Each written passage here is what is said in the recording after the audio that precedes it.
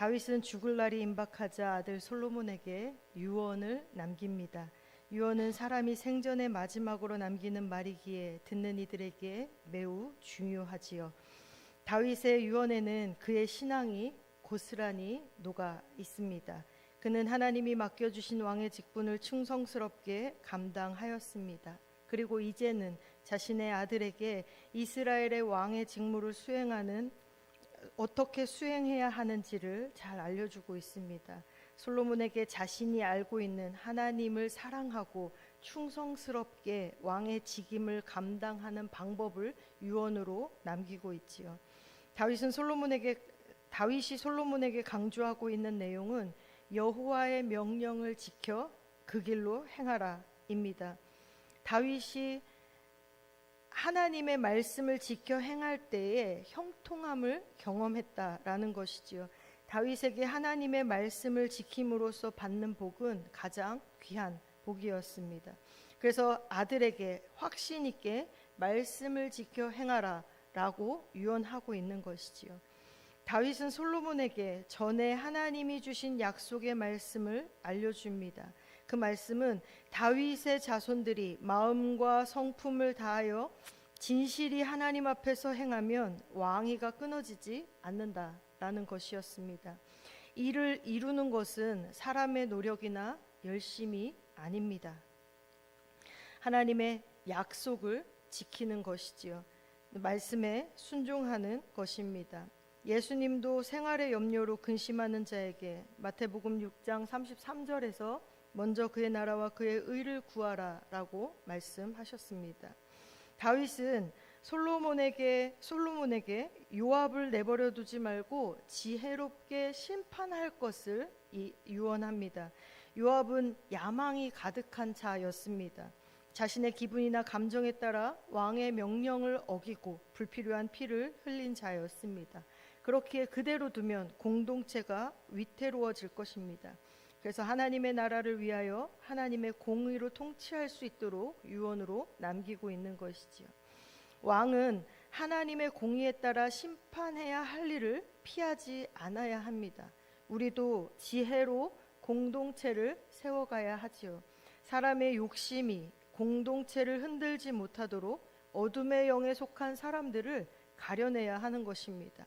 다윗은 또한 솔로몬에게 길르앗 바르실레의 자손들에게 은혜를 베풀라고 유언합니다.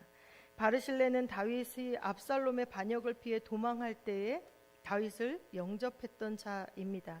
다윗은 그에게 받은 은혜를 잊지 않았습니다. 다윗이 죽음에 임박한 순간까지도 그 은혜를 잊지 않고 기억하며 그에게 은혜를 베풀기를 유언으로 남겼습니다. 다윗이 이처럼 은혜를 기억하고 있는 것처럼 우리도 기억해야 합니다. 하나님께서 우리에게 베풀어 주신 그 선행과 또 어려움에 처한 사람들을 돕는 것을 우리가 기억하고 행해야 하는 것입니다. 아도니아는 솔로몬이 이스라엘의 왕이 된 후에도 그 왕권에 대한 욕심을 완전히 버리지 못하였습니다. 그래서 자신의 뜻을 숨기고 밧세바에게 접근합니다.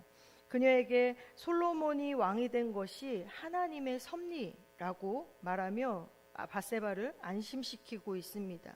하지만 아도니아는 아비삭을 아내로 삼고자 하였습니다. 그것은 다분히 불순한 의도였지요. 왕의 여자를 이어받음으로 인하여 왕권도 이어받겠다라는 상징적인 의미를 숨기고 있는 것입니다. 겉모습보다 중요한 것은 숨은 의도입니다. 성도의 겉모습을 보고 판단하는 것이 아니라 숨은 의도를 간파할 수 있어야 되는 것입니다.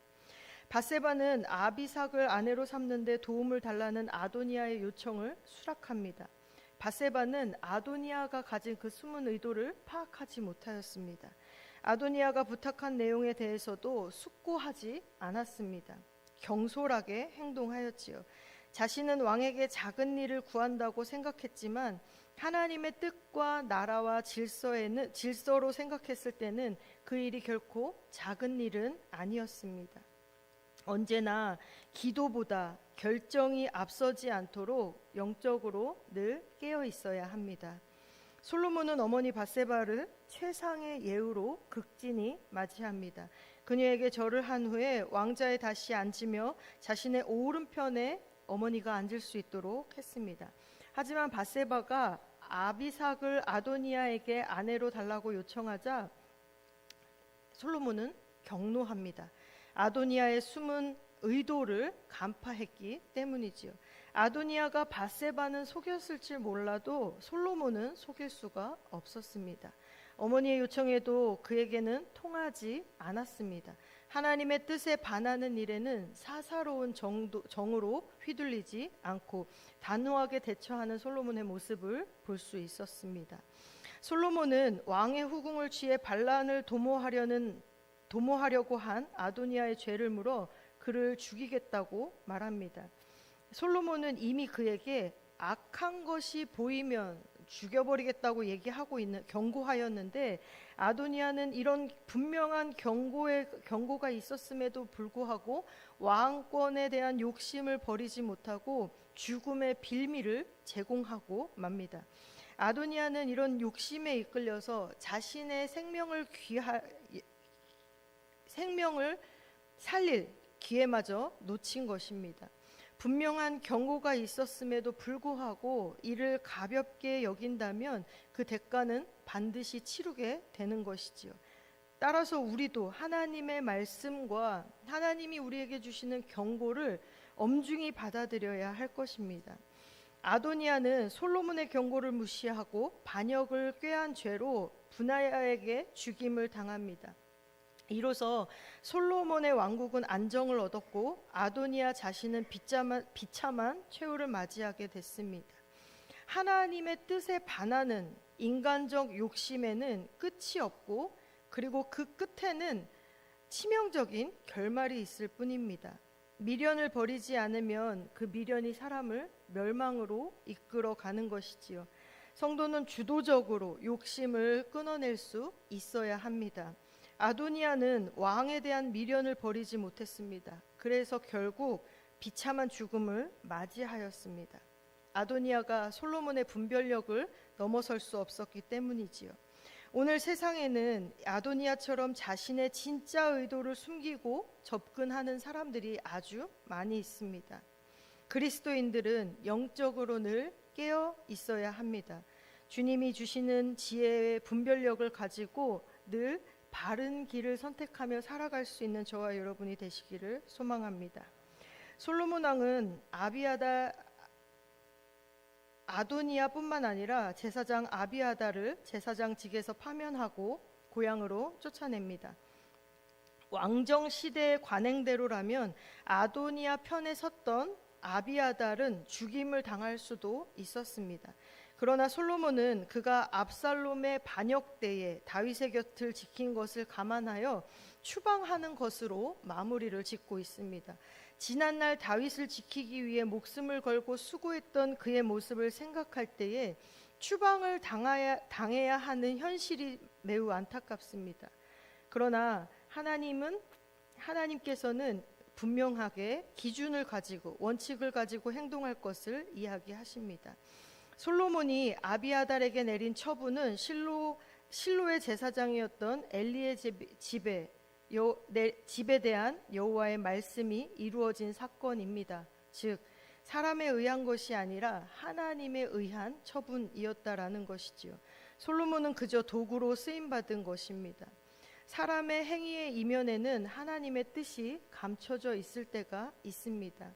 하나님의 섭리를 사람이 다 이해할 수 없지요.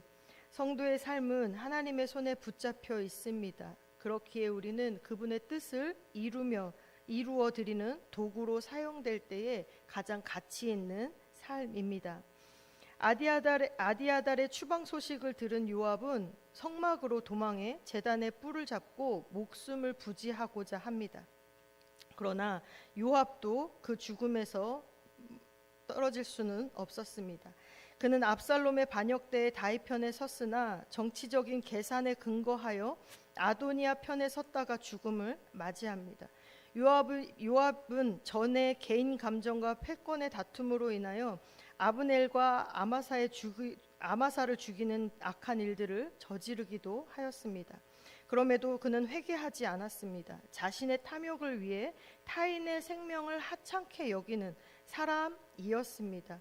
요압은 제단의 뿔을 잡고 버립니다. 그러나 솔로몬은 그 분야를 보내 그를 치라 명령합니다. 요압이 죽어서 자기 집에 매장되지요. 요압의 마지막이 참으로 초라합니다. 힘과 권력이 영원하지 않음을 말씀을 통하여 보여주고 있습니다. 솔로몬 왕은 다윗 왕국을 대적한 세력들을 정리한 후에 분하야와 사독에게 그들의 일을 이어받게 합니다. 솔로몬의 다윗의 반대편에 섰던 사람들이 다 정리되었습니다. 그들이 행한 대로 받은 것이지요. 38절부터는 한 사람의 이야기가 더 기록되어 있습니다. 바로 시므이입니다. 시므이는 다윗은 솔로몬이 왕위가 경고하도록 시므이가 가진 위험성을 경고하는 유언을 남겼습니다. 솔로몬은 시므이가 예루살렘에서만 살아갈 수 있도록 그 거주지를 제안하였습니다. 시므이 또한 이것을 좋게 받아들입니다. 시므이에 대한 솔로몬의 통제는 지혜로운 처신이었습니다. 아무런 기준 없이 사람을 벌주지 않았습니다. 절묘한 방식으로 통제도 하였고 동시에 그에게 은혜도 베풀었습니다. 성도는 사람을 대할 때 분명한 원칙과 기준으로 대해야 합니다. 부정적인 영향을 가진 사람이 있다면 그가 공동체를 해하지 못하도록 철저히 통제하면서 그에게 기회를 주는 것도 잊지 말아야 합니다. 마땅히 죽을 수밖에 없는 상황에서 시므이에게 내려진 주거 제한 명령은 오히려 은혜였습니다. 왜냐하면 생명을 지킬 기회가 되었기 때문이지요.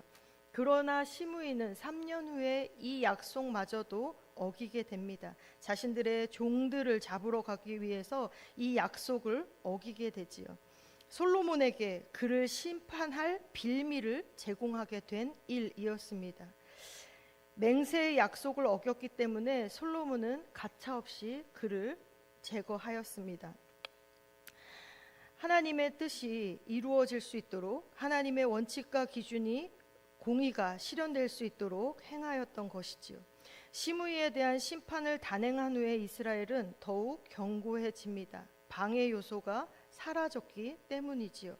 공동체가 견고해지도록 방해 요소를 없애야 하는 것입니다. 이 공동체가 견고해지도록 우리는 하나님의 지혜를 구할 수 있어야 합니다. 하나님이 보시기에 바른 원칙을 세우고 지켜나간다면 공동체는 시간이 지날수록 건강해질 것입니다. 원칙을 지키는 것이 쉽지 않습니다. 세상에 살아가다 보면 세상과 타협하게 되지요. 공동체가 점점 약해지게 되는 것입니다. 분명한 기준을 세우는 일은 갈등을 해결해 나가는 데 가장 좋은 방법이지요. 솔로몬은 하나님이 주시는 지혜로 시므이를 대하였던 것입니다. 분명한 기준이 되는 약속을 제시하고 동의를 받고 또 이후에 그 원칙을 확실히 적용하였습니다. 원칙을 지켜나가면 공동체가 든든히 서가게 되는 것입니다. 오늘 말씀이 우리 공동체를 세워가는 데 꼭 중요한 말씀이 되어지기를 소망합니다. 나는 어떤 사람인가에 대한 질문이 있으시기를 바랍니다.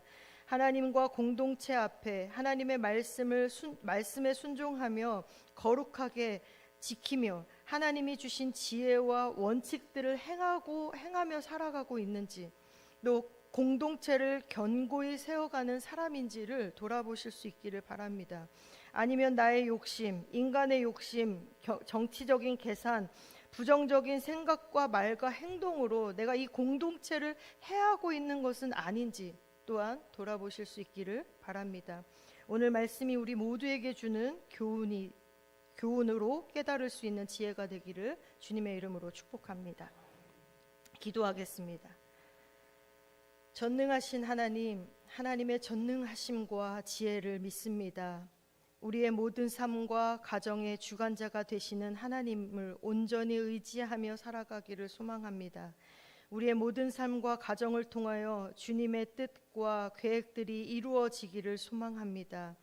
오늘 신현교회라는 공동체를 세워가는데 나는 어떤 사람인지에 대해 자문하게 하시고 하나님의 말씀을 거룩히 지켜 행하며 순종하며 하나님이 주신 지혜로 공동체를 견고하게 세워가는 한 사람의 교회가 되게 하여 주시옵소서. 우리에게 있는 인간적인 욕심과 정치적인 계산과 부정적인 생각과 말과 행동을 거두어 주시고 하나님 앞에 부끄럽지 않은 우리의 모습으로 살아가게 하여 주옵소서. 단기 선교 중에 있는 청소년부와 청년부 선교팀과 동행하여 주시기를 원합니다.